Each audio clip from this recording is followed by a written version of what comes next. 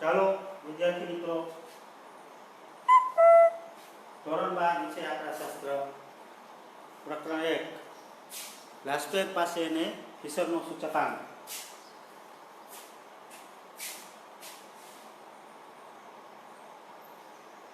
હવે બોર્ડના પ્રશ્નપત્રમાં આ 5 ગુણનો એક દાખલો પૂછાય છે.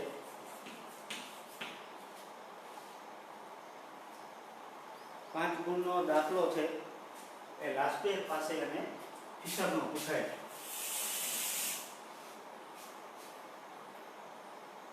એટલે આમાં આપણે ખાસ ધ્યાન રાખવાનું છે. પાર્ટ 1 ના 4 ચેપ્ટરમાંથી 5 ગુણનો એક દાખલો છે એ પૂછાય છે. અને એની ગણતરીઓ કેમ કરાય, 5 માર્ક જે છે એ કેવી રીતે મેળવાય એને આપણે અહીં સમજીશું. હવે આ દાખલાઓ ગણવામાં આ ત્રણેય રીતના દાખલાઓ, આ રીતના દાખલાઓ ગણવામાં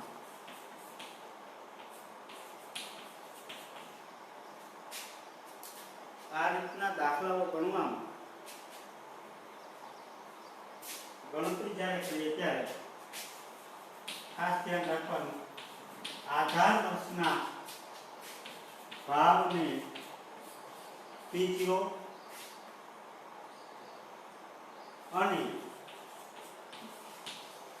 જથ્થાને Q0 વડે તથા ચાલુ વર્ષના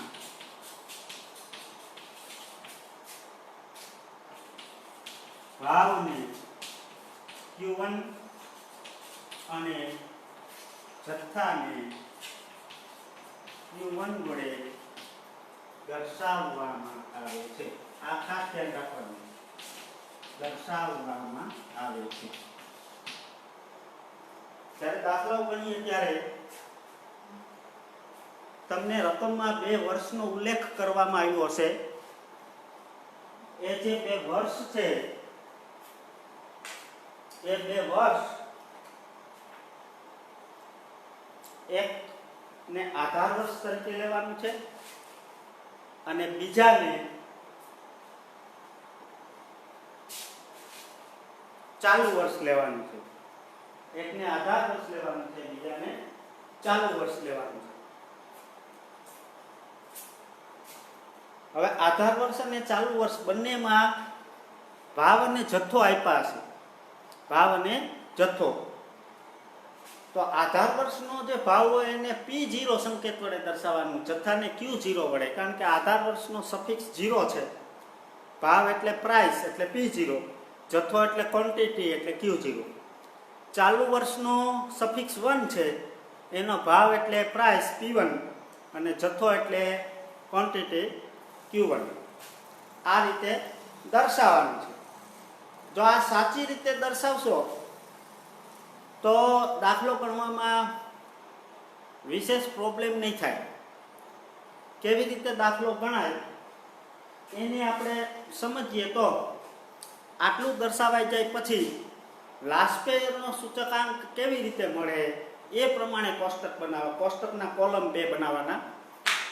પછી પાસેનો સૂચકાંક કેવી રીતે મળે, કયા સૂત્રથી મળે એ પ્રમાણે 2 કોલમ બનાવવાના. અને પછી એની ગણતરી કરી સૂત્રમાં કિંમતો મૂકી અને સૂચકાંક ગણવાનો છે.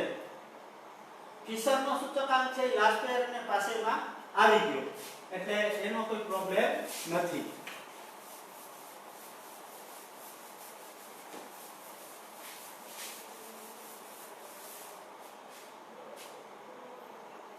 આમના માટે આપણે એક દાખલો ગણીએ. સ્વાધ્યાય 1.3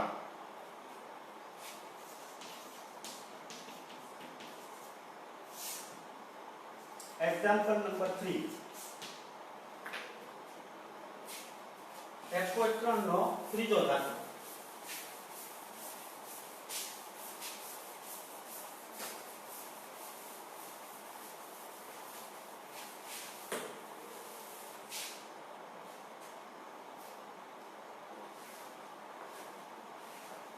નીચેની માહિતીના આધારે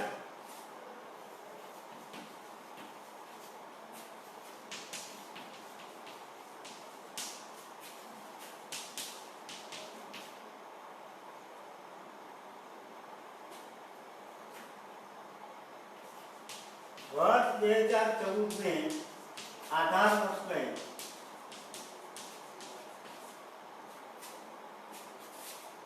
લઈ વર્ષ 2015 માટે રાષ્ટ્રીય પાસે અને હિસાબ નો સૂચકાંક ગણો. આ રીતે રકમ આપી છે. હવે જે રકમ આપી છે એ આ દાખલો જે તમને ત્રીજો આપ્યો છે ને એ માત્ર તમે સૂત્રનો ઉપયોગ કરી અને ગણતરી કરી શકો એટલું સમજવા માટે જ છે. થોડાક આમાં ફેરફાર સાથેના દાખલાઓ પણ છે.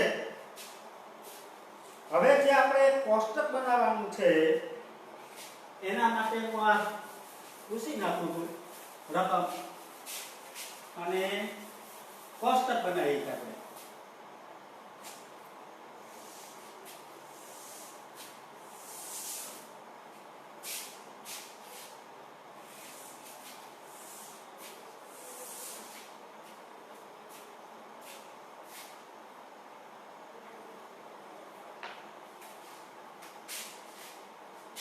અહીંયા વસ્તુ છે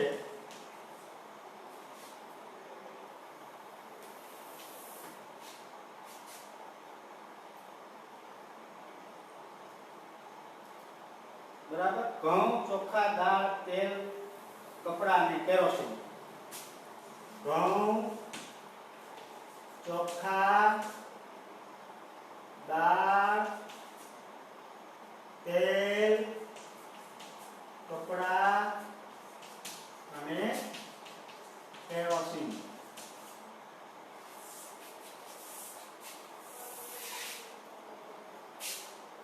બરાબર.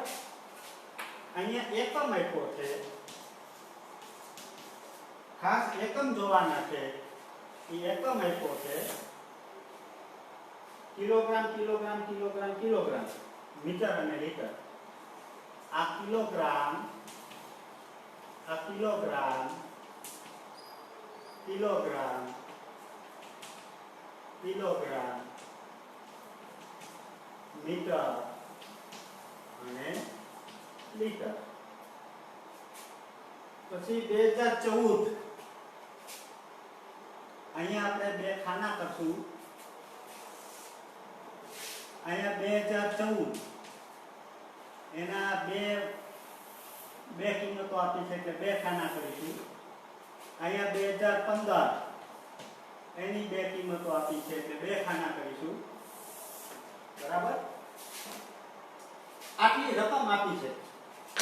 હવે અહીંયા જે કિંમતો આપી છે એને આપણે ફટાફટ લખીએ તો પહેલા આપ્યું છે જથ્થો 2014. અહીંયા જથ્થો આપ્યો છે અને અહીંયા ભાવ આપ્યો છે.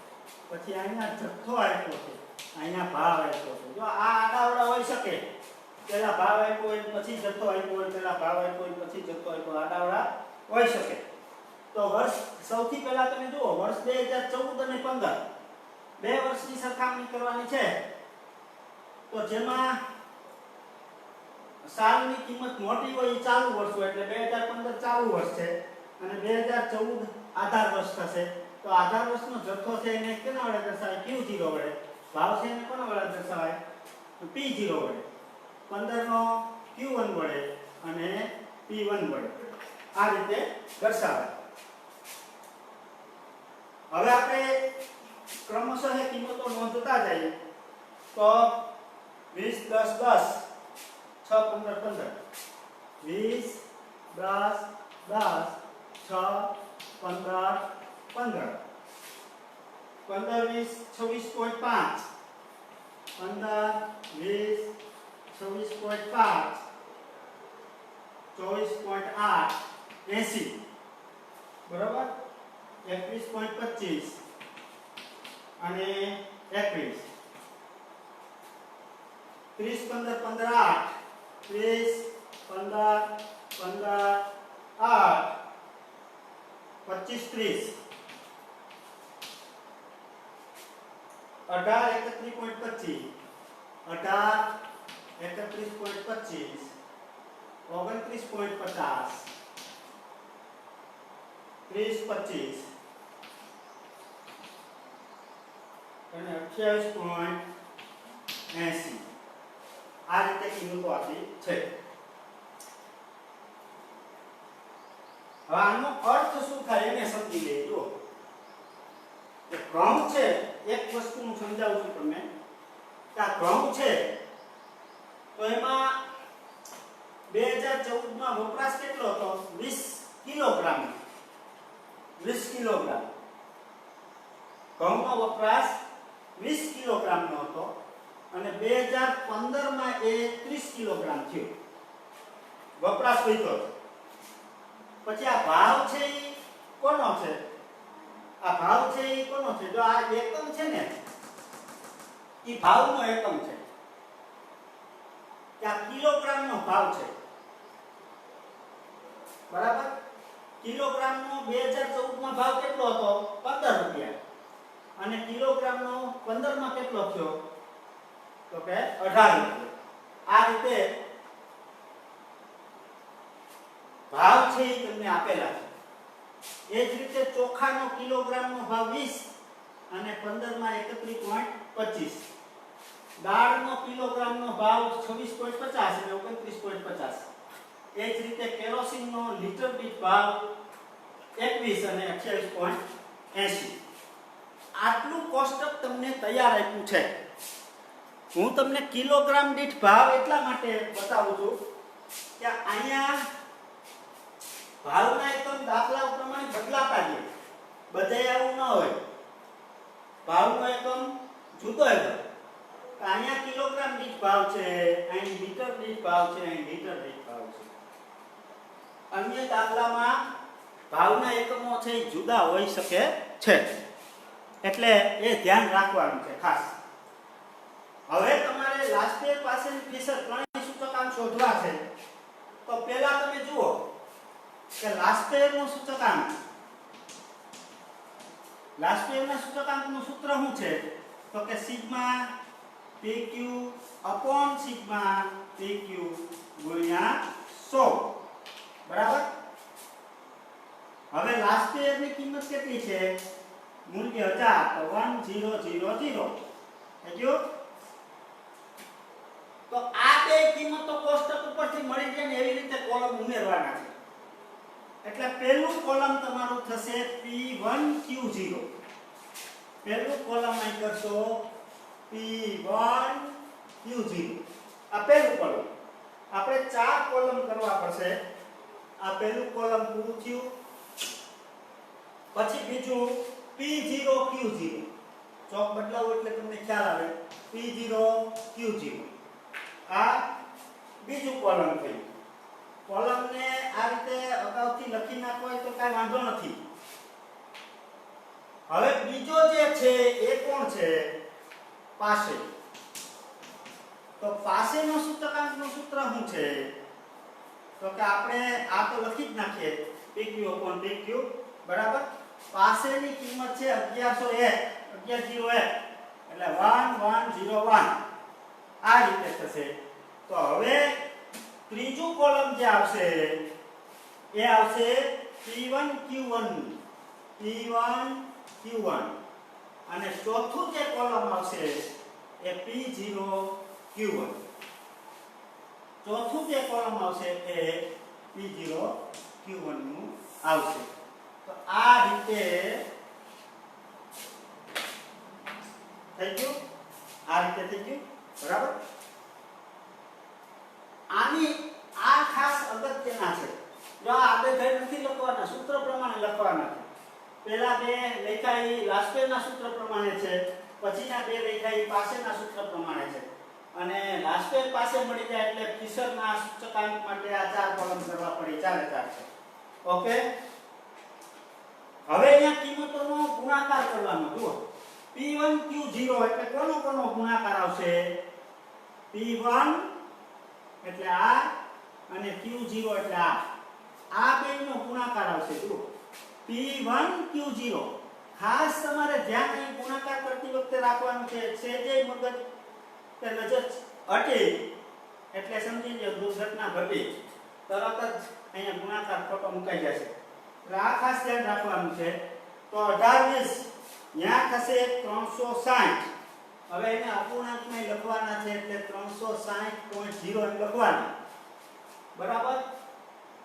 પછી આ બેનો ગુણાકાર 31.25 ગુણ્યા 10 એટલે 312.5.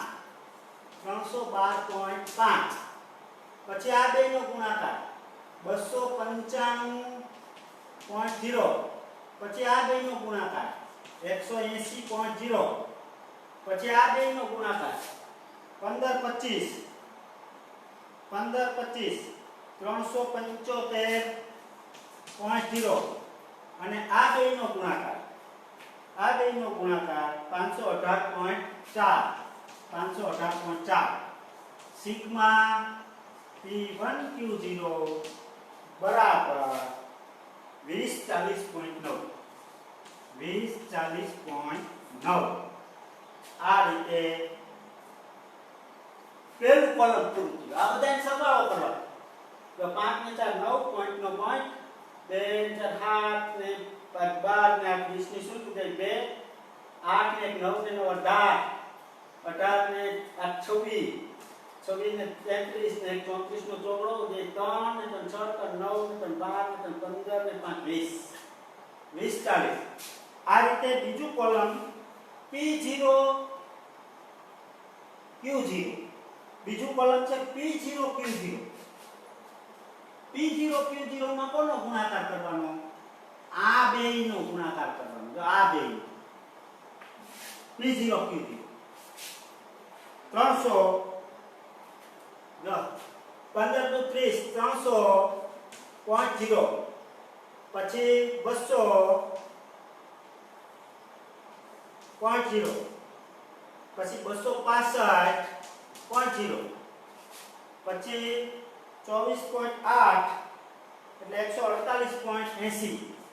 148.80. પછી 318.75. 318.75. અને પછી આવશે 378. 378.0. આનો સરવાળો કરો એટલે સિગ્મા P0 Q0 ની કિંમત મળે એ મળે 1610.55. 1610.55. આ થઈ ગયું. પછી P1 Q1 ત્રીજો ગુણાકાર P1 Q1 તો કોનો ગુણાકાર થશે? આ બે P1 Q1 આ બેનો ગુણાકાર બરાબર. P1 Q1 તો 18 તેરી 54.0. 18 તેરી 54.0. હાલ પછી 468.75. 468.75. ત્રીજો આવશે 442.50. 442.50. ચોથો આવશે 240. 240.0. પાંચમો આવશે 625.0.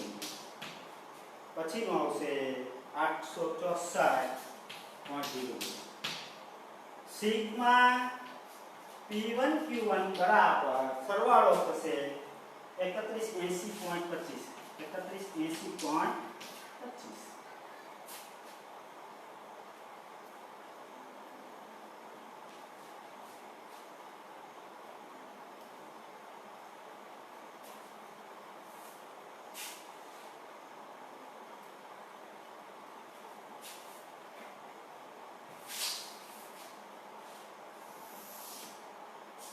બરાબર. હવે છેલ્લો ગુણાકાર છે એ કોણ લીધો જો P0Q1.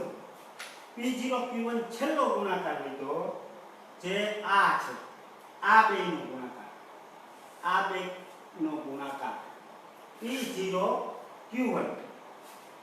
તો પેલો થશે 15 તેરી 45 450.00, બીજો થશે 300 બીજો થશે 397.00, એક અરે સોરી 397.50, 397.50, પછીનો થશે 198.40, બરાબર.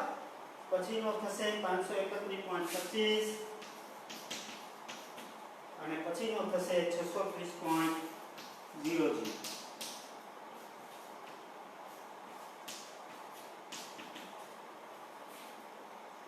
$2507.15, 2500 સરવાળો થશે 2507.15.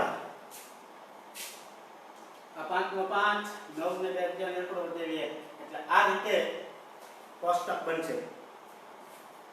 આ રીતે કોષ્ટક બન્યું.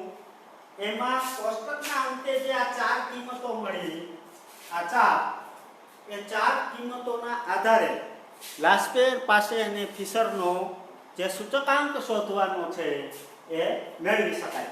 બરાબર. કોષ્ટકમાં જ્યાં ગુણાકાર કરો ત્યાં 2 દશાંશ સુધીની કિંમતો લેવાની છે. આ રીતે 2 દશાંશ સુધીની આવતી હોય તો લેવાની છે. એ ખાસ ભૂલાય નહીં, ધ્યાન રાખવાનું છે. કોષ્ટકની આ ચાર કિંમતોના આધારે લાસ્પેર પાસે અને ફિશરનો સૂચકાંકની ગણતરી આપણે કરીએ તો એ આ રીતે મળે. હવે કોષ્ટક આપણે આટલું જ જરૂરી છે એટલે એટલું જ રાખું છું. સૌથી પહેલું લાસ્પેર, સૌથી પહેલું લાસ્પેરનો સૂચકાંક.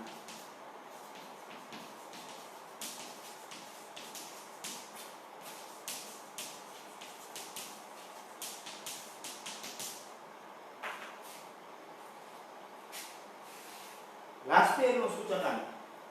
તો એ સૂચકાંકનું સૂત્ર શું?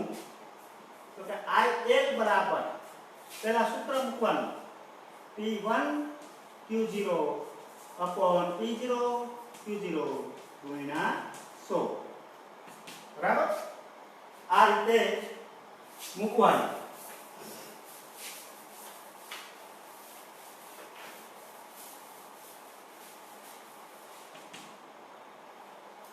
આ રીતે સૂત્ર મૂકવાનું.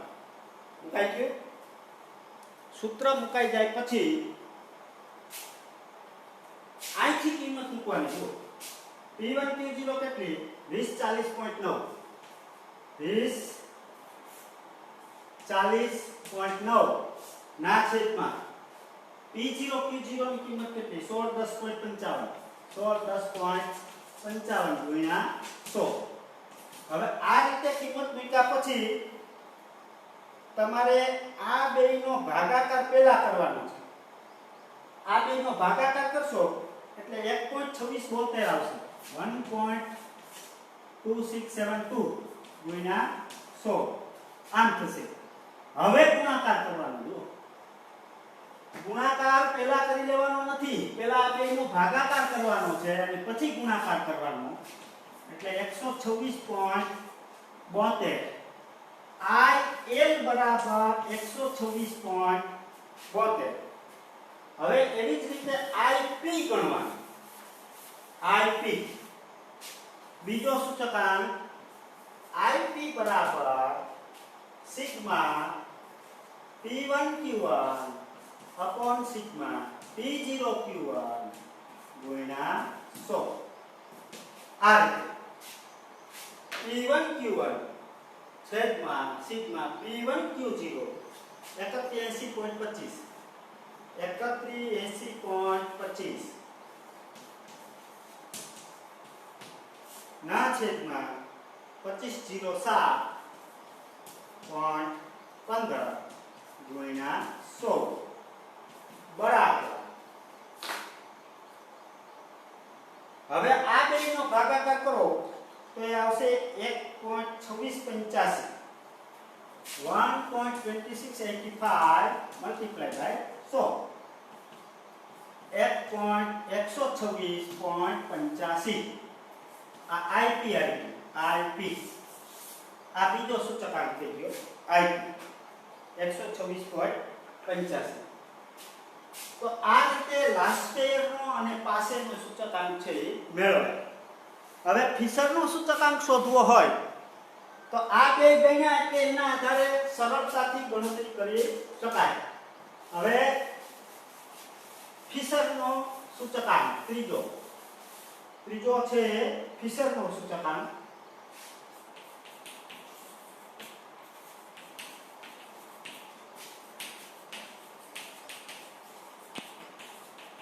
ચાલો ફિશરનો તો ફિશરનો શું થશે IF સૂત્ર શું છે IF બરાબર વર્ગમૂળની અંદર IL ગુણ્યા IP IL ગુણ્યા IP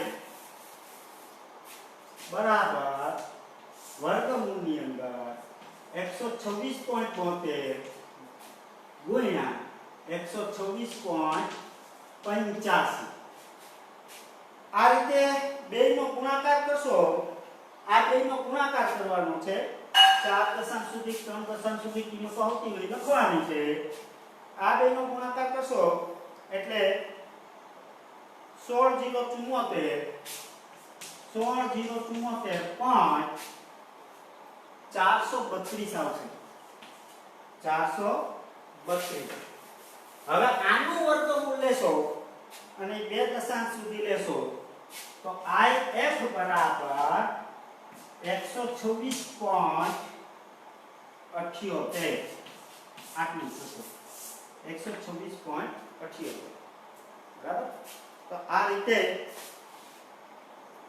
3 રીતનો આ દાખલો આમ ગણાય હવે આ દાખલો છે એ ઈઝી દાખલો હતો એકદમ સરળ હતો પરીક્ષામાં આવો દાખલો ન હોય હવે આ દાખલાની થોડીક પ્રેક્ટિસ થાય એટલા માટે હું તમને